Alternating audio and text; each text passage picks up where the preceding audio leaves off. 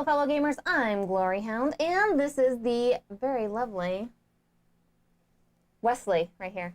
The very lovely Wesley.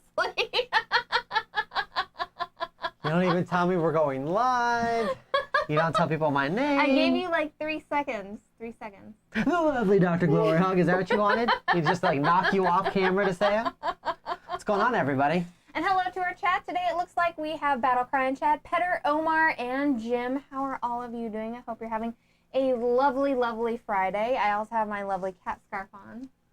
This is like my favorite whenever she's the cat scarf because she doesn't really like get all up in my grill as much. I'm okay with the cat scarf.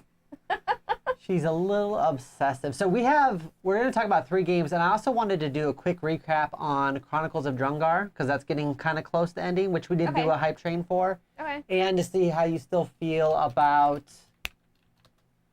the Vinius, and if anything's changed on that. Well, I didn't know we were going to do recaps and stuff. That's what I'm telling you right now. I would have had stuff You don't have to pull it up. up. Oh my god. It's just I wanted to know if your thoughts have changed on them at all.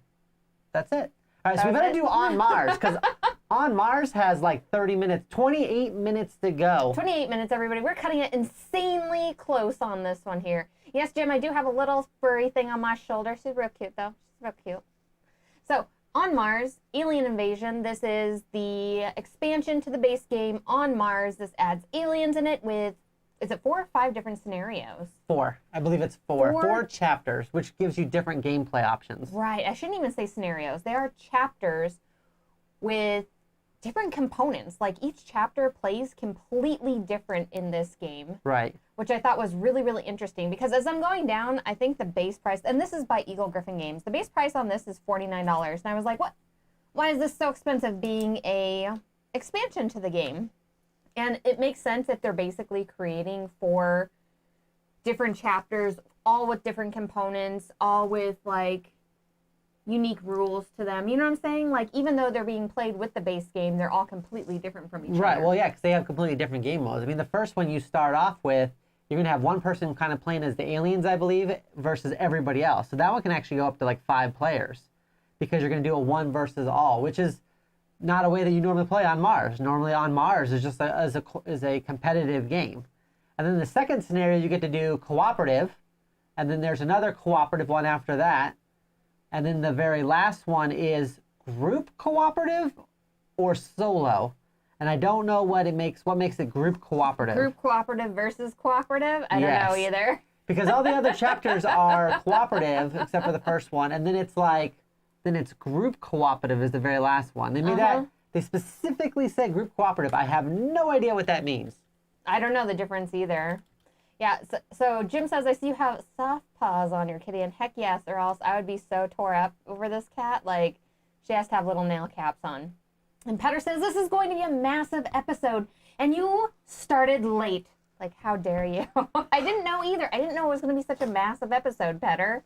Well, just so everybody knows, the reason why the scheduling changes is because the kiddo is back in school. In order to get the kid picked up and back with a new grade and everything, we have to start at 12:30. Otherwise, it would be way too hectic. Absolutely, but because we walked back in the door at like 11:55, and I don't want to be trying to start a stream 5 minutes after I walk in the door from being outside in the sun. Yeah. Once the time changes back over, though, it'll be fine again. Like, we'll be able to go ahead and change it.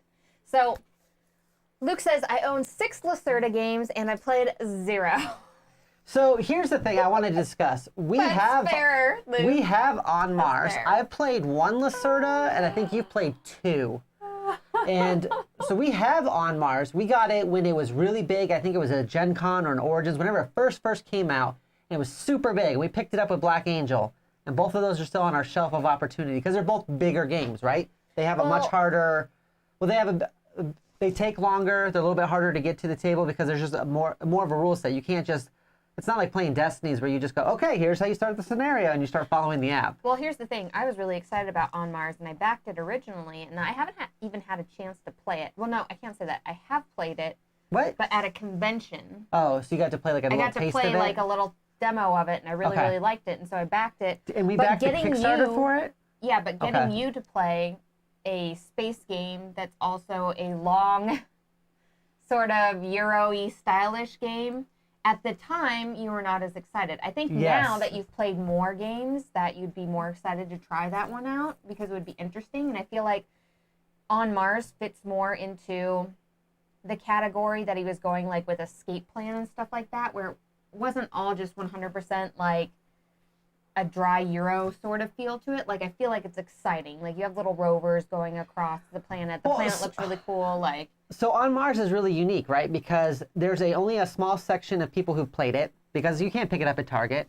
And everyone who's played it has really liked it. But all those people are pretty, like, what I would consider heavy gamers, people that game a lot, right? So I've heard Board Game Spotlight say they liked it. I've heard other channels say that they like it, right? That's where I'm getting most of my reviews from other channels saying that they enjoy it. But there are people that game a lot. I don't know a lot of just like random people that like we just know casually out in the world that have played it. So it's like, it's hard to say. It's a very specific type of gamers are playing it and they're all like, yeah, I love it. But I'm like, you're also a very specific type of gamer too. It's not, does it have general mass appeal to people or not?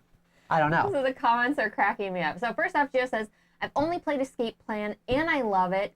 That is the one that I thought was most, not Ameritrash at all, but, you know, most leaning towards that area where they really tried to stylize it and made it more about the theme. Yeah, made it really, really about the theme, and even the cards like blended into the board. Like, I was really, really impressed with that particular one and how much they were trying to create that flux in between like Ameritrash game, and then Flux, also that's having a great game. and then also having this more of a Euro style game. Like, I thought that was really, really cool. Battle Cry says, just admit you're scared, Doctor. Well, I think the way it was described to me was it's going to be a game in space where you're going to get a thing to get another thing, which will get you another thing, which will get you another thing, which can then trigger another thing, which get you another thing. So, like 8 or 9 turns from now, you'll get the thing that you wanted. And I was like, I'm going to take like 8 turns to get the one thing I want. Like, I can't just drop a worker there and be like, I've got stone, or oh, I've got a berry, or whatever it is I need to get. I have to do like 8 different sub-actions to get to the one action. And that kind of turned me off from the idea of it at the time. But it's been like 2 years now, too. Yeah, I think you'd be more open to it, and I think you'd probably end up liking it because I'm excited to play it. It's just a matter of going back through the rules and remembering how to play. So, and that's the thing. I'm 100% with this one, since it's kind of like something that you really want me to play, you would have to learn the rules of this one for sure. Oh, absolutely. What do you think, though, about these expansions? Look at these expansions. This is I wonder if it one. would make it a lot easier to get people to play it because there is cooperative. I think so. Right? So you could tell somebody like how to play it, but there's also cooperative. Because like one of them, there's like this mysterious disease. We don't know if it's an alien disease. I mean, and then technically everybody on the planet's an alien because nobody's from Mars. Like, these aliens aren't from Mars. We're not from Mars. Chest bursting ones. You put the virus in there, and then you get a chest burster. Oh, now I want to play. I do like the Aliens franchise. So. That is not. Don't quote me on that, right? Quote her on that. Yeah. So, I mean, I'm interested in it. $50 is pretty steep for an expansion, but getting to change all the different game modes. I don't see myself ever playing the 1 versus many. I could see myself playing the cooperative for sure. But I love 1 versus many. With 3 different versions of it, so it kind of gives you like a whole different flavor. So I'm wondering, for people who have it and who have played it, is this something that you're super excited about because it's going to give it more replayability, or is it something that only hits the table, like, this isn't going to be like a Twilight Imperium where it hits your table like once a year if you're lucky. So like having expansions to it's almost pointless because you only get to play it maybe once a year. You're going to play it 5 times in your lifetime before you die of crippling old age and anxiety. You're only going to live 5 years from now? I only plan out 5 years. Yeah, 5 years. That's why I don't do good in these games. I only plan out 5 years. This does come with 2-piece custom insert though. So I mean, that's cool. The insert looks sweet. So Jim, I don't know if I mentioned Jim's comment, which is I played Kanban last week and it was pretty good. That is one that I have not played in the Lacerda games. So, and Petter says, of course you can only get on Mars. Like, obviously. Yeah, I wish that there was a bigger group of people that I knew that have played it to tell me if they think it's something that they would definitely be excited about, like having these different play modes. I'm excited about this. Or is the regular game just good enough that you don't really feel like you need this additional $50 worth of stuff? I'm really excited about the cooperative play. There's something to be said about cooperative play and teaching gamers a longer or lengthy game or a harder game in a cooperative mode, and then after they learn it in a cooperative mode where you can all help each other and go along, and then playing sort of that base game. So actually doing things in reverse might actually be better for this game. You know what I'm saying? I like how Petter's like, I haven't played it and I am not excited by it. All right, that's fair. I mean, that's tough because for me, I don't know if I want to spend another $50 in a game that I've already been sitting on for 2 years. Here's all the ones here that they have, and like... I played Rococo and Fleet, and those are amazing games. Those are both top games for me. I like both of those. I like those too, but I think those are just... Lisboa is the one I played. Other titles and but stuff. I played it in the middle of the night at Greg's party with a bunch of people who had never played before, and one person like forgot how their turn worked every single time, so their turns were 15 minutes long, I swear. It took us hours to get through it. Yeah, it was a lot. I want to play this one, the one about wine. I want to play that one really bad. You always want to play the ones about wine. Actually, out of all of them, probably On Mars is probably the most exciting theme overall, because Gallery, Venus, Lisboa. You escaping from, like, you've got a bunch of money. I remember covering this on our show, and I remember you talking about it. Yeah. And I remember the thing that made me mad was, you don't steal a bunch of money and then just, like, randomly hide it all throughout the city. You would never do that. Maybe 1 or 2 spots, but you would never be like, here's $100, here's $100. You're like, at every place you stop, you just drop like a $100 bill, and you're like, I'll come back to this later. You would never do that. Made me so mad. Broke the theme for me. And you know, I was just going to type this, but we love Rococo. Yeah, Rococo's good. Is so much fun. Rococo's a lot of fun. So much fun. Now, Eagle-Gryphon game comes out with some really, really great titles that I feel like get missed by a lot of people. What is that one trick-taking game that we ended up getting? Had like all the gems in it. What the heck was it called? Fox Diamonds. Fox Diamonds? Faux Diamonds. Faux Diamonds. Faux Diamonds. So good. And Eagle-Gryphon Games comes out with these like really fantastic games that just fly under the radar. And I feel like some of them just don't get enough love. That's fair. I don't know how I'm supposed to... No, they get lots of love. I mean, they do a lot of stuff with Lacerda, so I think they have a lot of that. I think... Yeah. There's just different groups of people. I think people that tend to lean towards the heavier Euro-y style games are not the people that are typically on Kickstarter. So they might get a lot of love, but they're all like, I don't know, hanging out in like the Explorers Club, drinking brandy and smoking cigars. No ladies allowed! Talking about their fancy Euros and how great they are. And Kickstarter, bully, oh boy. You get all the premium components. You have to get all the premium components. What I'm saying is all the hype mongers tend to be more Amerithrashers than they are like Euro people, I feel like. Are you saying Ameritrashers are hype mongers only? I don't know any Euro gamers that have a stream where they're like, dude, you gotta play on Mars! and just getting pumped about it. Like, it just doesn't happen. It just doesn't. They sit back and they're like, yes, on Mars is delectable little delicatessen. Oh my God. I can eat it up. Much. You gotta play on Mars. That should be 100% like, that should have been in like an intro video for this campaign right here. You gotta play on Mars and you swinging it around. Like. Have you played on Mars? You know what you can't do on Mars? This, because gravity's different. I assume. I know planets are weird. Speaking of planets, we only have one planet and we should save it. Oh my God. Well, there you go. That's right. It doesn't happen. Speaking of saving planets. Have their pinkies out while they drink tea. There's nothing wrong with Eurogamers, but I mean, like, Greg is a Eurogamer, so like every time you ask Greg about a game, he's like, I would like to try it before I buy it, old boy. Bully. And he's so excited about everything like that. And it's like, I would get it, but only on a 50% discount. Well, why would I buy this new version when I have the old version from 1980? So choice. It was such a good year. He's very particular, right? So Petter here just different types of players. I think Eagle-Gryphon has a very specific group that gives them tons of love, but they have very expensive games. That's fair, but their components are quality. I don't own a lot of Eagle-Gryphon games because they are tending to be kind of expensive. I will say Fleet is still my favorite roll and write I've ever played. Rococo was surprised. I did not want to play Rococo. I pushed it back like 2 weeks. You kept on pushing it and pushing it. Yeah, I was just I won you over. And then I played it and I was like, all right, this is good. Yeah. But I mean, it's a game about like French dressmaking and like high society, and that's the one you drink high society French game dressmaking. I don't get pumped about that the same way. Are you good? Should I just keep doing that the whole stream?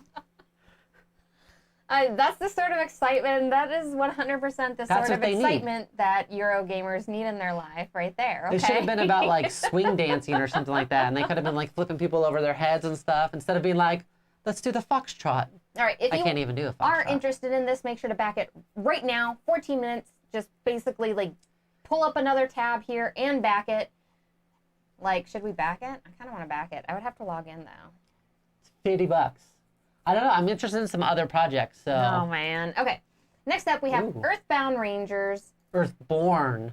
Sorry, apologies. Earthborn Rangers. In a post-apocalyptic world where everything is peaceful and the planet is recovering from all the scars we put upon it. This is weird. It's a post-apocalyptic game, but in this version, there's no like Mad Max or Gas Wars or anything like that. It's like, we figured it out. Everybody's pretty chill. It's like a bunch of Ergons, running around just like, being wardens and rangers, like just roaming around and like befriending stags and like hunting wild beasts and I don't know, maybe riding on a horse or something. I feel like it's very cathartic, right? They get to just chill out. Like, look, they're like, oh, those are smoky dogs. Those things are really creepy. What are those? First off. What are those?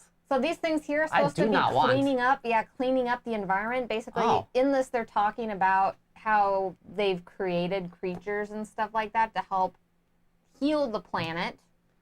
But I didn't realize they had to be super creepy in order to heal things. Yeah, I didn't know that. Okay, so think about anything that decomposes anything in the wild. Fungus, all the other decomposers, they're all creepy. They're mostly bugs. They're all creepy. Oh, look at that. Doesn't mean you can't like them, but they are creepy. Oh, here we go. These look like upstanding citizens. A bunch of well-mannered Americans. That's what I'm talking about. See, look. It is. It's a bunch of Gandalfs and Aragons running around playing Lord of the Rings in a world that's mostly green.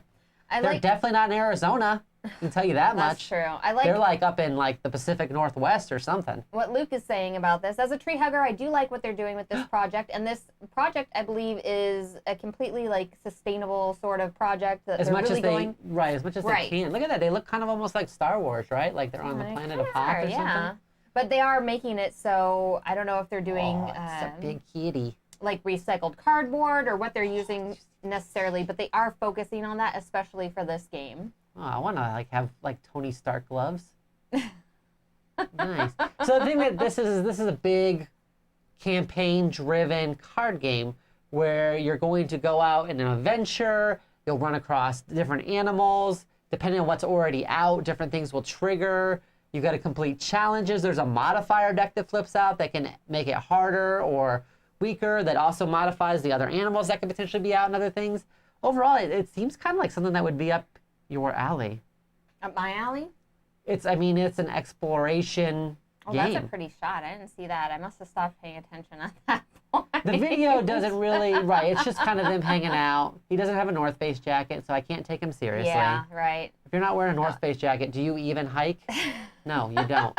This is by Earthborn Games, and it is for 1 to 4 players, and it is a cooperative game. Do you want to talk a little bit about Earthborn Games in general? All right, yeah, so here's the thing about Earthborn Games. They are new, first created but they're not. Yeah. All 5 of the people, the main people on the project, so the guy you saw there is kind of like the head design person and everything as far as like putting the whole vision together. Everybody involved in this project all came from Fantasy Flight Games. So they must have all met there a couple years ago. They've all left and since moved on. It's got the Sadler brothers, people who do Blacklist games. They've done like Alter Quest and Blackout Hong Kong and a bunch of games. They've done a bunch. It's got a bunch of people that did stuff for Rune Wars, the miniatures game. Okay. It's got a bunch of them worked on like different like living card games at Fantasy Flight. So everybody involved has done other stuff. And there's like 5 people listed as the designers, but it really seems like it's 4-ish people are doing the design. So it's a big team. Like the core mechanics are coming from the Sadler brothers. Like they're the ones who did the core mechanics of the game itself. And then they had advisors that helped produce or develop, do all the other additional things, right? And then of course they have the art team and everything else. So although it seems like it's a new crew, they're all veteran people from Fantasy Flight, which Fantasy Flight puts out a bunch of games every year. So they worked in the industry before. Petter says, you've seen the medical droids in Star Wars. Anything that heals is creepy. And that is fair. Like, although I'm pro robots doing surgery things, I also don't want to be that person being operated on for some reason. It is creepy, okay? So first off, you can pet that dog. I'm just letting you know right now. That sheepdog, you can pet that dog. Like this. It's an SPI check, whatever that is. But you can pet him. Okay. So you get to build out your like a 30-card deck based off of like your background and the things that you do, and that kind of like modifies your deck, which I always really like that. It's a lot more in depth than say, what's the other one we just covered? Domray's Tower, Adventures in Alchemy. Yeah, Adventures in Alchemy. Because that one had a very small deck, right? Of like 10-ish cards or something, or 15-ish cards. This a lot of them were you start off with like 30-ish cards. Right. Yeah. So it's going to be like, there's going to be a lot more variability in your deck and what you can do and the way you can trigger things. And then I guess the way the checks work, like they combine checks, so you can have like a, what did they call it? Not a conquest, a conflict, but it could be like a spiritual conflict, or it could be like a physical conflict, like with something out there in front of you. So although it seems like you only have like 4 attributes, it's really almost like you have 8 attributes potentially. What they really need is a spicy conflict. Do you got a spicy attribute on here? No? Sometimes I wish that we recorded this on a laptop, because I would just close it on you. I would just be like, closed.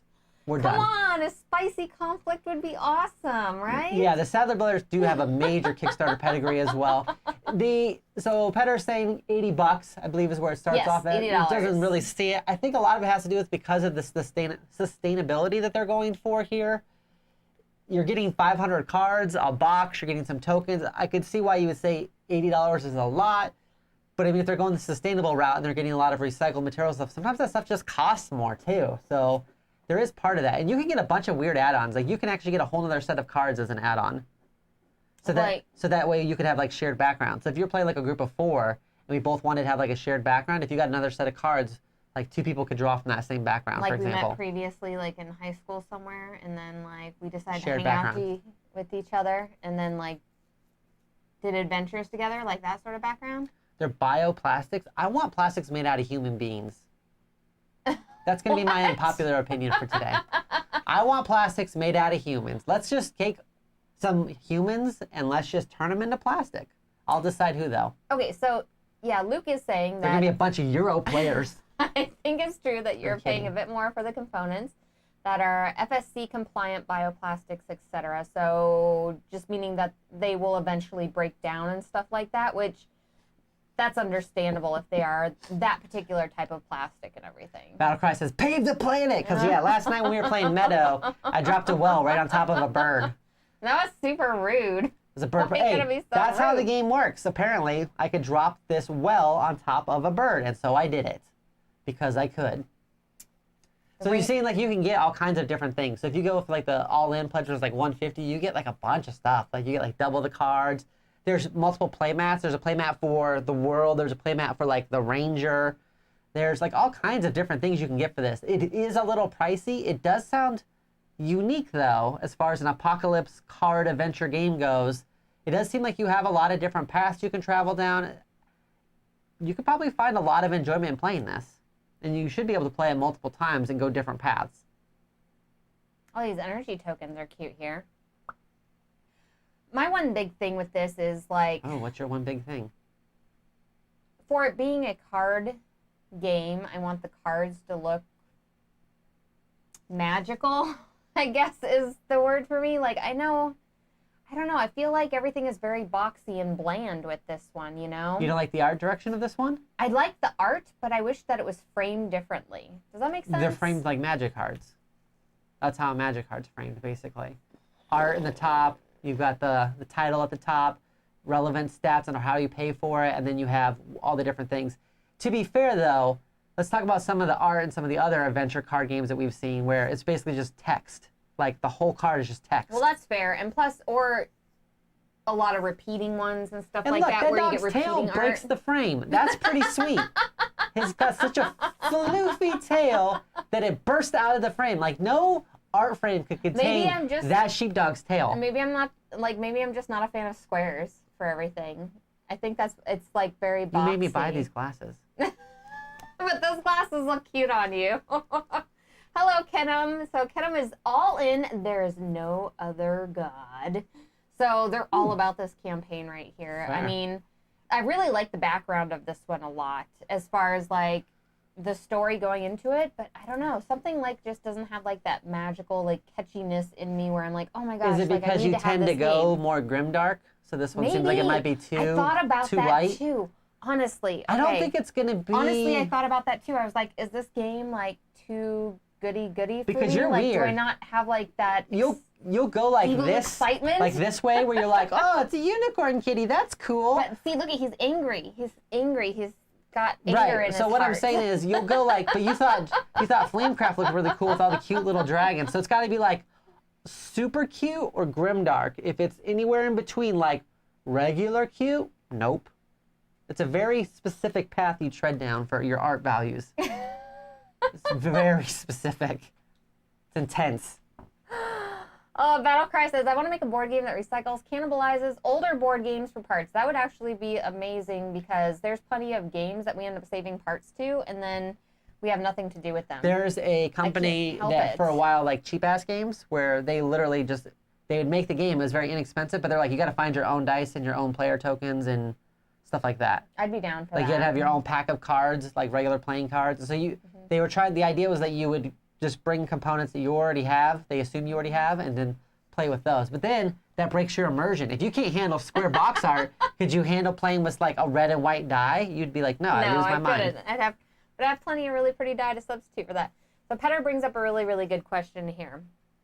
Oh. So, is the Doctor super cute or grimdark, which is the reason you like him? Actually, Petter, both. The Doctor is both. Yeah, the Doctor is very super cute, like so cute, and then also has a very dark heart, and I love it so much. So don't worry, I don't kill for free. All right. So, anyways. So let's see. Hello, Jolly Lumpy. Darn, I'm late, and good evening. Not too late because we started at 12:30. So we started about 30 minutes ago. Yeah, absolutely. 30 minutes ago. He's glowing. Battlecry thinks you're glowing still. I agree with Luke. I would like to see some more previews and gameplays. I would They too. don't have a lot of those going right now. Is this on Tabletop Sim though? I know that You're on Tabletop Sim. On Mars one was. I don't know. Was this one? Somebody had mentioned it. I don't remember seeing. There was a lot put into the sustainability of it. Yeah. So there was a lot of that. I would definitely read about it. I don't see the Tabletop Sim thing. No, I don't either. It's you'll be scrolling forever. Yeah. I think he's pregnant. I'm pregnant. Prego. With those chest bursters. Oh, maybe. That's likely. I've eaten some weird things in my life. But who knows what kind of weird parasites I've gotten. Doctor, would you back this game? Chat, would you back this game? I figured this would be the one that you were most excited about because this is at least a new game that is an adventure exploring type game with a kind of a different twist on the end of the world. So I thought it was interesting enough to be worth backing.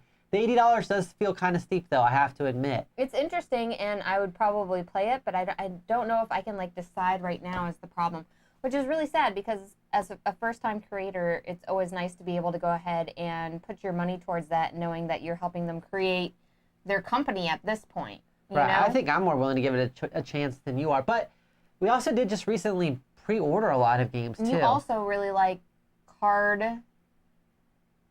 deck building games and stuff, I think, more so than Yeah, but I don't think this one's like a super heavy deck builder. I think it's more like you're going to put cards in based off your background and then you play them. It's not like playing where you're just building the best deck you can. Another one of the things is that they compared this to like the Arkham Horror.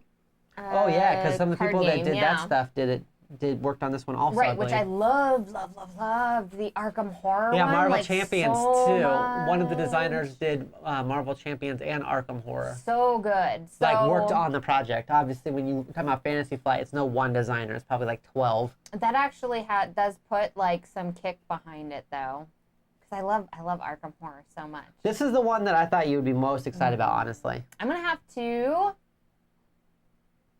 try before I buy. On this one, Doctor. What do you think? I would be willing to back this one. You'd be willing to back this one? All right. Chat, let's see here. Pass for Battlecry doesn't grab my attention. Petter seems like kind of like, on it. Maybe we do lean more grimdark than we thought. Maybe. And I'm really wondering if that might be the case. Like, you're like, aliens putting chest bursters in me? Let's do it. People walking around in a forest? No. Hold on. There's like urgency whenever it's the negative portion. There's always urgency. When it's the positive portion, I don't know. It doesn't seem as urgent. You could get a sunburn. Right. That's what I'm saying. Like, I'm okay. I can get a sunburn. It's not going to hurt. It's not as urgent for me. Jim says pass. I don't feel like it's a super, I don't feel like the deck building is like the major part of it though. It's really an adventure card game. Similar to probably something more like Seventh Continent. Yeah. Something along those lines. It sounds interesting. But it doesn't have as much of a puzzle. But it seems like it's more like a choose your own adventure because you have to kind of pick what you want to do, and like I said, based off what's out, could trigger all kinds of different events. Okay. I recommend going down to the Man vs. Meeple sort of preview if you're looking on this page. You want to kind of get more info. I think they do a really nice job. They do run through some examples of the way some of the cards can work. Like you flip out a modifier card, and then it could like say, oh well, if you have a carnivore, this deer activates, and then some stuff happens. Moving on, we have Architects of the West Kingdom, Works of Wonder. This is an expansion to the Architects of the West Kingdom game. You gonna play the video or keep clicking on it? There ain't no video, girl. No video. There ain't no video for these expansions. Tempt me like this. I want video. I really like the videos. I know that not everybody watches them. My thought process is your Kickstarter video is literally a trailer to get me to want to scroll through the rest of it. If I can't get through your video, I better find something on this the first page I can see when I pull up. I better find something there. If there's something I'm interested in between like the title, the description, and the video, I'm out. You're out? I'm out. That's it. Yeah. So Jim says, yeah, I'm with Gloryhound. I'd have to play it. Luke says, this one is probably my most likely to back this week, but all 3 projects this week can probably wait for retail. So I do want to mention that Shem did specifically say that you do not need to back this one, which is the same thing they said last time. Absolutely. That this is also going to be in retail. There's not really any exclusives with this. There's a little card pack that you can get, I believe, if you get like the collector's box, but they will have some of those for sale on their website, maybe just not an unlimited supply. For the most part, you're not losing anything by waiting. What all does this one add? They had like a list. Oh, okay. Well, some of the things I know it adds. There was like a list right up front, which I thought was nice because I was like, oh, people. One of the things it adds a whole other sideboard and 2 different players' not player characters, 2 different people. There's the princess and the profiteer. Right. And the profiteer sometimes has some bad stuff or some good stuff, and the princess usually has good stuff. And if you've got more influence in an area where the princess is at, you can actually get her bonus things. I know another big thing. What does the princess give for bonus things? Well, it could be like cards or resources. Is it like her little kerchief, her little handkerchief, as she throws it out? No? She lets you like gaze upon her ankle. She's like, look, mortal. Worth it. Worth it. Check out this ankle bump. And you're like, oh my God. You faint.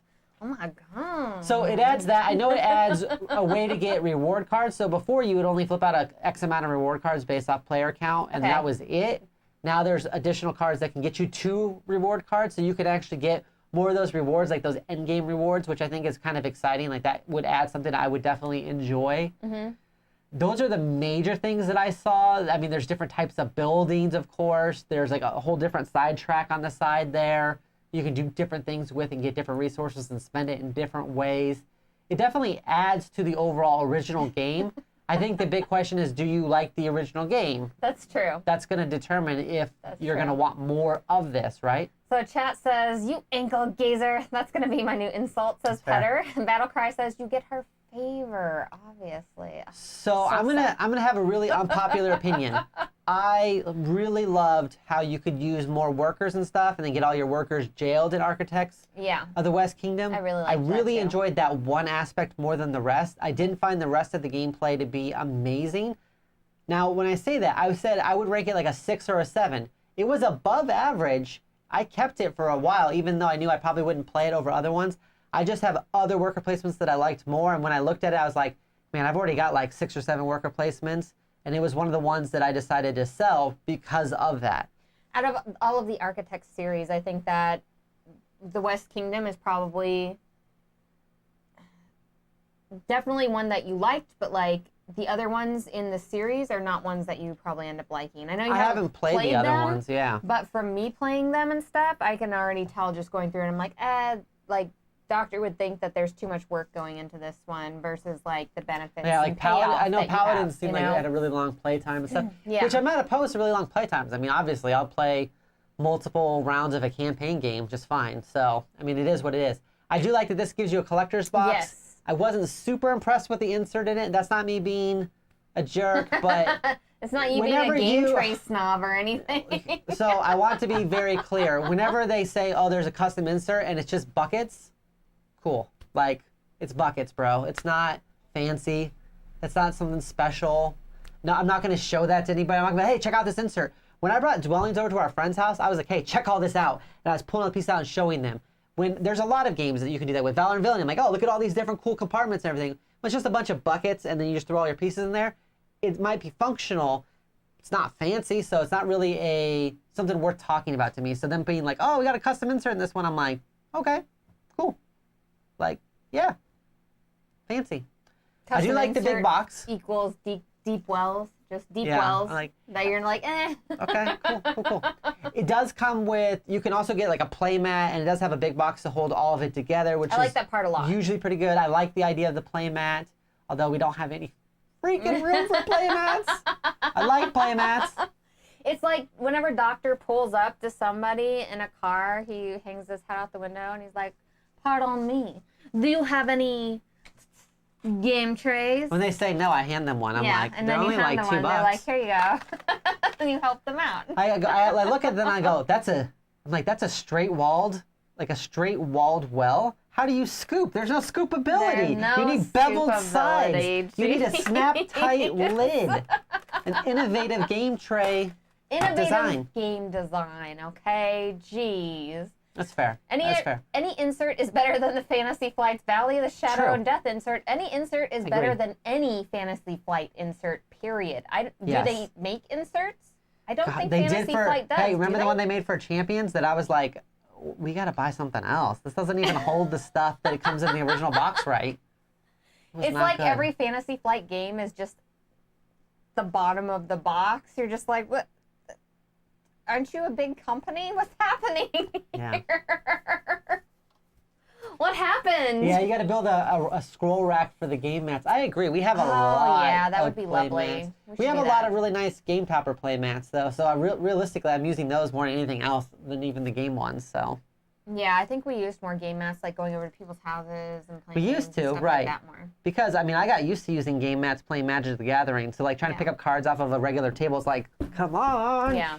So I would get really annoyed. So I like the idea of having a mat of some type, but that's it. I mean, we have a lot of mats that I don't even get to use enough. All right, so the starting price for this here is $27 as you go along, and you can get other cool stuffs and everything in this. You can add on the metal coins, which is nice, because I don't think we had, no, we did have metal coins. I think the biggest thing, like we said before, is if you are a fan of this game, you're probably going to want the expansion. Yeah, it looks like it adds some more meat to it, gives you some more choices, some different things. If you like worker placement games and you've never tried the base game, it is a good base game. You should try the base game. It's really good. Like, you'll probably like it. I think it does really well with people who are newer to that, to the hobby in general and to worker placement games. I think it just does a really good job. Yeah, it was a good game. Like I said, it was like a 6 or a 7. It's been over 2 years since I played it, but it was like a 6 or a 7, but I don't have room for that since I have so many worker placements. I just hired someone named Matt to pick up my cards for me, so that's my game, Matt. Battlecry just stacks all the mats on top of each other, so it's just a thing. Like, it's like the Princess and the Pea. There's just a stack of mats, and you just flip one off and get to the next game. Oh, okay. So if you're interested in this game, make sure to check it out. And Doctor, what else did you want to talk about? I'm going to pull it up while you're going. This one is one I went back, obviously, since I sold the base game. Yeah. In case that wasn't clear. I was most excited. My pick of the week is definitely Earthborn. I think Earthborn Rangers is the most unique one, the one I'm most excited about. I wanted to talk a little bit about, so we did a separate video for Chronicles of Drungar, and we did a separate video for Divinius, because we're trying to get it to, you guys are great, and you guys are always here, and you guys follow us everywhere, and we definitely appreciate that. Trying to get other people to notice us, though. If we talk about a game and it's already been out for 4 or 5 days, we've already missed a lot of the people that are new people searching. So we decided to cover a really big game sometimes as one-offs. We'll do it based off of what we think is relevant and worth doing. But we covered both of these games, separate videos, right? Has anything changed as far as Chronicles of Drungar with you? Are you more interested in it now? Less interested? I know you were kind of like in the middle on this one. And I don't know if, comparing to now that we've seen some more games, it's still active for like another 6 days or so. Are you excited about this one? Is this one that you want to back?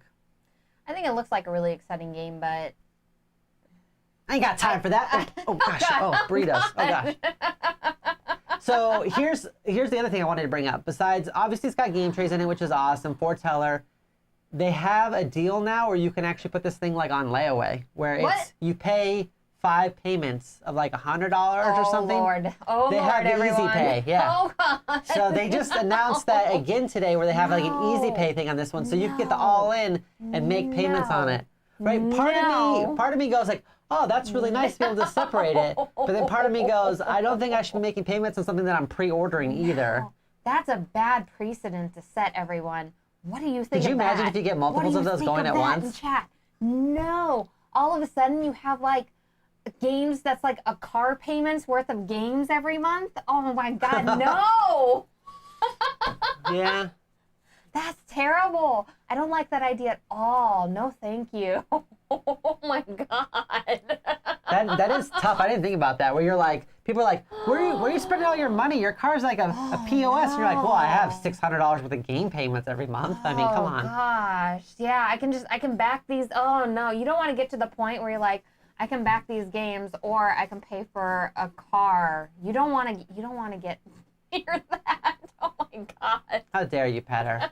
We do not have more than a car's payment worth of games each month. Maybe every other month. How dare you, Petter? At least we don't have to think about it. I don't want monthly installments where I have to see that every single month and be like, oh my, what did I do? It's already, I paid for it, it's gone. Paid for it, it's gone. Okay? That's yesterday's money. I don't need to worry about that. Jeez. That's yesterday's money. So I think it's interesting. I was curious what everybody else's thoughts on it. I could see it being pretty dangerous where you do it for a couple games and all of a sudden you're buying these $600 pledges that you normally wouldn't buy, right? Like we have never bought a $600 pledge. I think our biggest pledge was like, was it under 200 still? Or maybe 250? Here's the thing. If you backed, say you backed 4 games in a year, each at $600 or something ridiculous like that, that's what, $200 a month or something, right? Well, I mean, it's only over like 5 or 6 payments, so it depends on how many payments there are. It's not a whole year. Yeah, right. But I'm saying if you backed 4 games and they were just I'm not spread trying to do out, that math. and then it's $200 a month every month, and something feels like not right about that. I don't know. I don't know. Petter has a really good point that I didn't think about. So we're basing this opinion off of ourselves, right? Petter says, what about the people who only back 1 or 2 things? Okay. That it can be super handy because it makes it a lot more accessible for people who want to kind of get a big campaign game, but they don't want to have that $600 all up front. They want to kind of spread it out. It's one of those things. It's like a credit card, right? There are definitely times where it's very useful and maybe necessary, but there's also a lot of times where it can get you into trouble. I think it can definitely get you into trouble. I feel like it's a risk for the company because they're going to make that game, and then if you default on it... Oh, how's that going to work? I guess they just keep your money, and then they have to try to resell that. There's terms and conditions. I didn't read into it because I know you're not interested in it. Like, we keep your money, we keep your games. Like, what happens? I don't know. Could they come repo your game? The devil pops up. Wait a second. And says, sign here on the dotted line, please. If this is going to become a thing, we should start up a repo company where we sneak into people's houses and repossess their games. Oh, we repossess their games. I don't want to be that person. You're going to hide your game over at Greg's house? I don't think this isn't your game. I don't want to be that person. Taking games out of people's houses. Oh my gosh. Okay, so Omar says it's a clever move for them to offer it. Gamers fall for FOMO, and this makes the move much easier. Absolutely insanely easy, right, Omar? Because you're like, oh, I can just pay for this in monthly payments, and it's no problem. Oh, $50 a month. Oh, $75 a month. Like, that's no problem. And then when you start doing more of those things, like... It could become a snowball effect, for sure. Do you know you could put this burrito directly in this kitty? Don't do that. That kitty, oh, that's gross. She's got a food baby. Don't do that. It's so full. Oh, it's so full. It's a fat belly. That's how I feel like after Chipotle. All right, so Chronicles of Drumgar. I'm still a pass on this one. I think it's just too much. I'm interested in it. I just don't think I have the kind of time to devote to this to get the enjoyment level I would need to for the price. Petter says, I now backed Chronicles of Drugnar and the Apocalypse Now. Jolly Lumpy says, I'm waiting for the German localization in the game at my game dealer. That's fair. That's fair. Battlecry says, cost 1 kidney and now a few organs.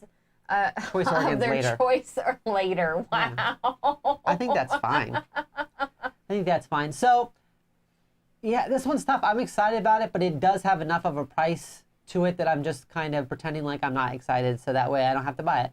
On the other hand, Jolly Lumpy says, I'd rather put the money I have to the side to have it available. If I see something, I won't know what next month will be. Next month will be, yeah. Yeah, that's a big problem with Kickstarter. There's definitely been times where we've shelled out money for a game, and then like almost a better game with the same theme comes up like a month later, and you're like, oh no.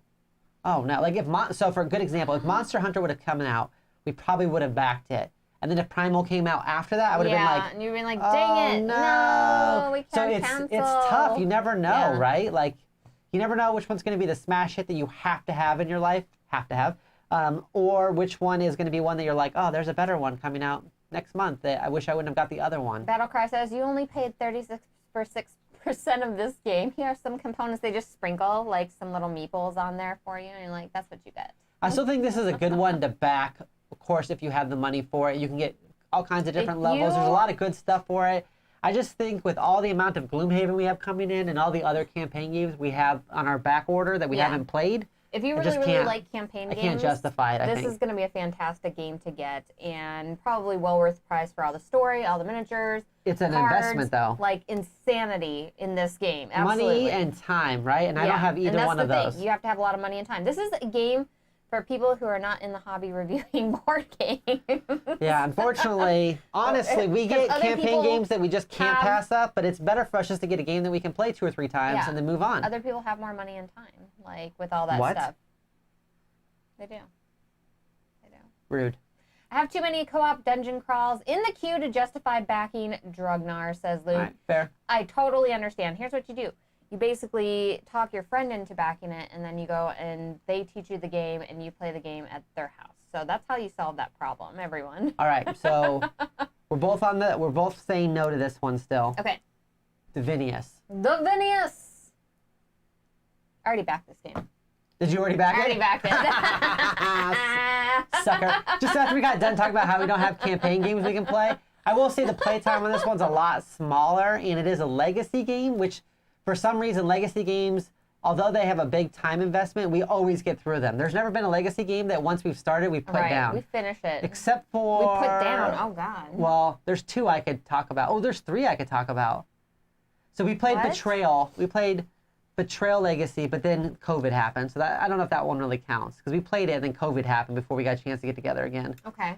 We put down Vampire the Masquerade Heritage, but we also played it. We're already more than halfway through. I was going to say 3/4 of the way through the campaign. We just need to get back on our table on a weekend again. Right. And we'll finish it. Yeah. Like that day. Because we could do it this weekend. It was like a month of gaming that I was like, all right, let's make sure we get this back to the table, back to the table. And then something happened where we had a whole bunch of work come in, so I wasn't able to get it back. So yeah, we're almost done with that. That's true. We had a bunch of paid work come in, so that kind of bumped it back a little bit.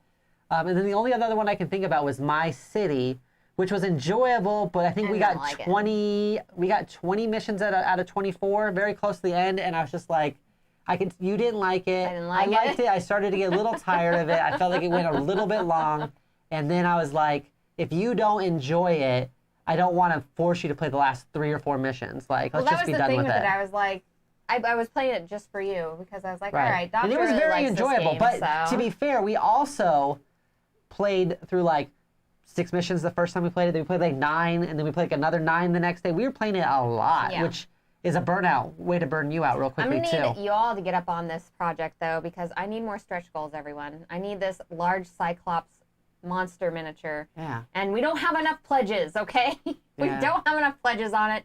I'm gonna need it for my collection. All right, everyone?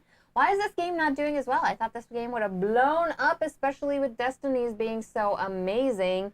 And then all of a sudden, it's like... There's a lot of other campaigns going right now. Like, a lot of people are going for Chronicles of Drungar. I think maybe some people... For as much people that like Legacy, there's just as many that hate Legacy. Yeah. And they refuse because... What? I paid $80 for this game, and I'm only going to get to play it 20 times? That's not enough times. That's $2 per gameplay. This is horrible. I'd rather go to a bar and spend $100 on 30 minutes of fun. So people never really think of... I shouldn't say people. I think you guys all know. If you think of like a price of a movie ticket and how much time you get to spend with it, and that's a single view thing also, people are like, well, it's a legacy game. When you're done with it, you throw it away. You know what? I only watched Black Widow once. I didn't get like 19 views out of it. So if you want to go cost perspective wise, I should have played the game. We spent instead. like $30-something. We spent $40-something with food to go watch Black Widow. I would have and we watched more it once for 2 hours. Yeah. Right? So if you want to talk about ratios of time, money, spent. That burrito, it's out in 12 hours. You could have spent $40 on a board game, and technically you could play it a limited way amount longer of than times. that burrito is going to be in your system, okay? The smart ones are backing Divinius, says Battle Cry. And stupid jobs ruining everything. So I am still 100% in on Divinius. I'm going to have to say that I have been so blown away by so many of the Lucky Duck products. Yeah. And the fear of missing out on this one is very strong. I was very tired the day we covered this. I went to sleep immediately after the stream, but I'm 100% on this because I am going to rock those Norse gods so hard. You and your petty Greek gods will run away. I don't think you can say that. I don't think you can say you're going to rock the Norse gods. Well, maybe. I mean, the Norse gods are probably into that. There's like some female ones in there too. It's okay. Here's the deal. Not female ones you want to tangle with. I did a quick Google search, and the Google search said that Odin is 3 times stronger than Zeus. Well, Odin is just better than Zeus in like every way. Odin is like super cool. He's smart. I don't know what that noise was. He's magical. He has crows and wolves. Crows and wolves. Ravens and wolves. He's got everything. He's got it all. Here's the thing. Except for 2 eyes. He doesn't have 2 eyes. If Odin wants something, he just whispers in Loki's ear, "Hey, doesn't that horse look pretty hot?" And then Loki marries a horse and then has like a 6-legged horse that he gets to ride around on. It's his son or something, I guess. You're getting into the gods get weird, okay? Let's just be real. All the gods get a little bit weird with how stuff works. You crack open someone's head, they become gods. Who knows? You can get gods from all kinds of weird places. I'm still really excited about this one. I like the idea that you're fighting between 2 different goals, between the Greek gods and the Norse gods, and fighting through that. You get to back awesome additional content like Yggdrasil, Petter? Is it Yggdrasil? Am I saying it right? It's Yggdrasil, right? I'm sure I'm saying it right. Well, the way you say it, it sounds like some sort of medicine. It is. It's Yggdrasil. It helps for all kinds of itching, chronic pain. Please check with your doctor if you have the following conditions, okay? I'm still 100% all in on Divinius. So, taking all of these into effect, if you were looking at Chronicles, Divinius, Architects, Earthborn, On Mars, what would be your number 1 pick? Yggdrasil. Nah, Petter doesn't know. Petter Spendersrud does not know. Yggdrasil. Now he's going to tell me how to say his last name. So, out of all of these games, what would be your top pick? Divinius. Divinius? Yes. Yeah, I think so too.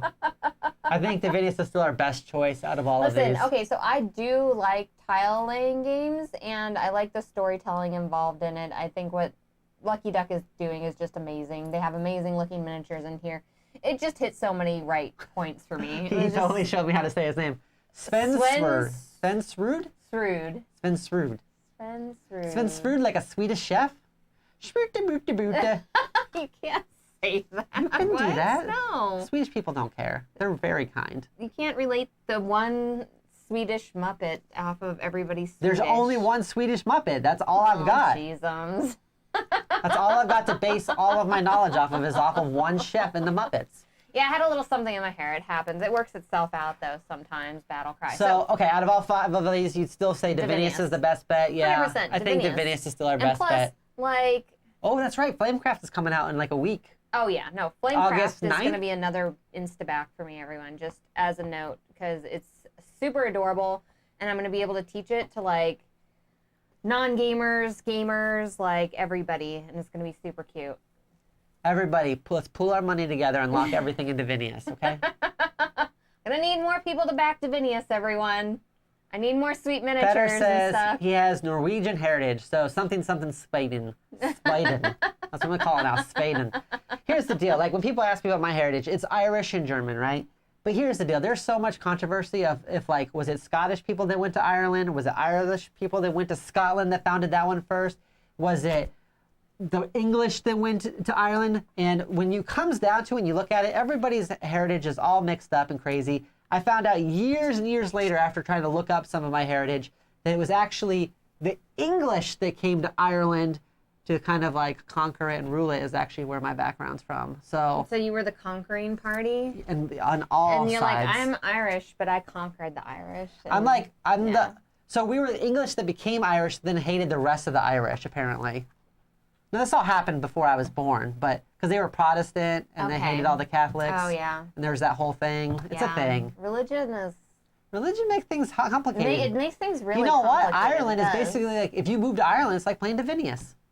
What? There's 2 different pantheons you're fighting on, the Catholics, Protestants, there's all kinds of... No, that's not to belittle what's happening in Ireland. It's still a mess there. Yeah, okay.